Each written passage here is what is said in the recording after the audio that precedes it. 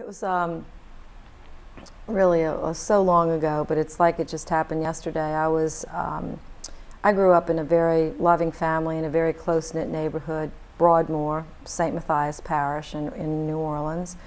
And we walked to school every day and basically walked home. And one day I was walking through this little community park, very small little park, and actually noticed a child sleeping under the merry-go-round, just a little, merry-go-round in the park. And so, I wasn't going to leave the child there, so I started talking to him, and he was only about 9, and figured out that that's where he slept most nights. And the more I got to know of him and his situation, it was very, very sad. He was sort of living with a grandparent, never could quite figure out where the mother and father were.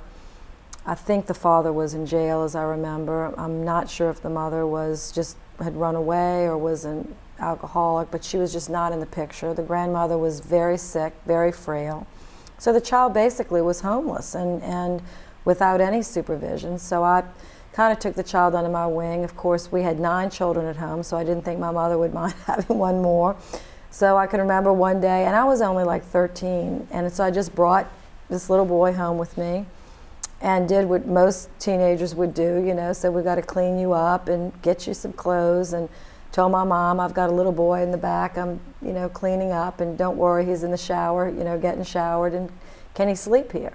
So of course she said yes, and that's sort of how I started my relationship in the foster care system and trying to figure out, why he was abandoned, why he didn't have a family, who was going to try to raise this child. And it was just an eye-opening and heartbreaking situation when I realized that the system really was just really messed up. I mean, I'd go to court with him sometimes, even as a teenager. My mom and I we'd try to get him in a group home, he'd run away. And so this went on for years, the saga. So I'd try to tutor him, I'd try to teach him swimming in the summer, I'd try to stay in touch with him in the group homes. And so one thing led to another, and I guess that's just when I decided, even as a teenager, this is not right. There's something very wrong about this.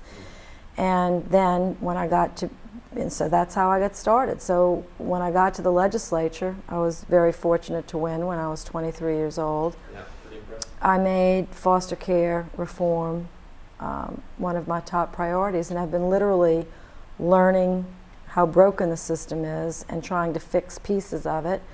Did in Louisiana, and now as a United States Senator, I'm really in a position to be able to help.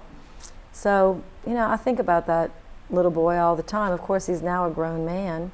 We lost touch some years ago, but there's hardly a month that goes by that I don't think of him and hope, something good came of his life. I just don't know.